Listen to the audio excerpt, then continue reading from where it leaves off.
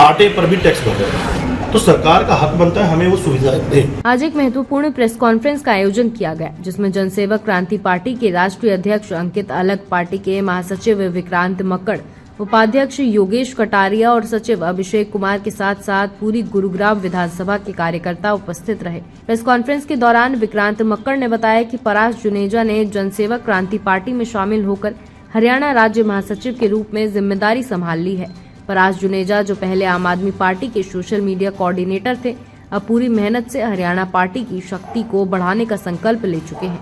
इसके अलावा मंडी डबवाली विधानसभा जिला सिरसा के आकाशदीप शर्मा ने अपने सहयोगियों के साथ पार्टी में शामिल होकर संगठन को मजबूती देने का वादा किया है। उन्होंने ये भी बताया कि बीते कल बरवाला विधानसभा में संजीव खटक ने भी अपने सहयोगी के साथ पार्टी अध्यक्ष अंकित अलग की मौजूदगी में गुरुग्राम कार्यालय पहुंच पार्टी ज्वाइन की।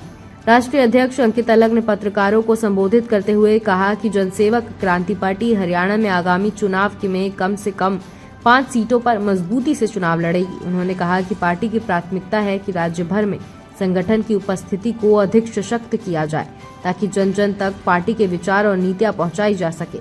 अंकित अलग ने आगे कहा कि जनसेवक क्रांति पार्टी चुनावी राजनीति तक सीमित नहीं है, बल्कि पार्टी का उद्देश्य समाज की सेवा और हरियाणा के विकास के लिए निरंतर प्रयास है। उन्होंने जोर देकर कहा कि पार्टी की हर कार्यकर्ता का कर्तव्य है कि वो जनसेवा को अपने ध्येय में बनाए और समाज के हर वर्ग तक पहुंचाकर उनकी समस्याओं का समाधान करे।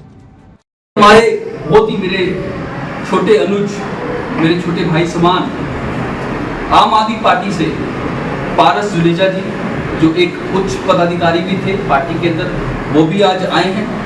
तो दोनों ही साथी अपने अपने दलों को छोड़ करके आज जनसेवक क्रांति पार्टी से जुड़ रहे हैं, जनसेवक क्रांति पार्टी में ज्वाइनिंग कर रहे हैं। तो मैं इनका हार्दिक अभिनंदन करता हूं और बधाई देता हूं कि आप सभी जानते हैं कि 1 महीने बाद हरियाणा विधानसभा के चुनाव हैं और कुछ दिन पहले जनसेवक क्रांति पार्टी को भारतीय चुनाव आयोग से एक चुनाव चिन्ह प्राप्त हुआ था। इसका नाम था कलम की निभ पुष्प 7 चिन्ह। और ये कलम का संदेश न सिर्फ गुरुग्राम में बल्कि हरियाणा के अलग अलग जिलों में पहुंच रहा है।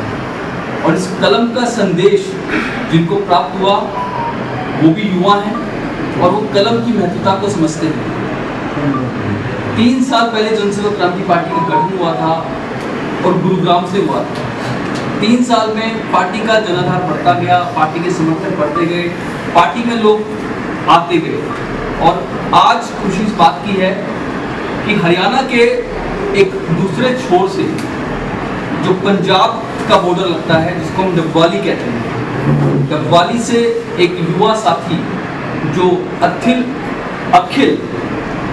भारतीय कांग्रेस दल में कार्यकर्ता थे, एक पदाधिकारी थे, उसको त्याग पत्र देके जनसेवक करने वालों के बारे में सोचिए।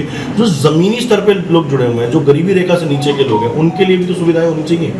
सुविधा सिर्फ एक अमीर आदमी के लिए नहीं होनी चाहिए, समाज के हर स्तर में, जैसे जमीन से जुड़ा हो चाहे वो आसमान पे बैठा हो, हर व्यक्ति के लिए। जब सरकार में हम टैक्सेस भरते हैं ना, हर चीज़ पे टैक्स भरते हैं। अब सुबह अगर मैं हमेशा से कहता आया हूँ कि सुबह चाय बनाने के लिए जो माचिस का भी इस्तेमाल करते हो ना आप, उस पर गैस जलाने के लिए, उस पर टैक्सेस से लेकर रात को आखिरी सोने की जो रोटी आप खा रहे हो, उस आटे पर भी टैक्स भर रहे हैं। तो सरकार का हक बनता है हमें वो सुविधाएं दें।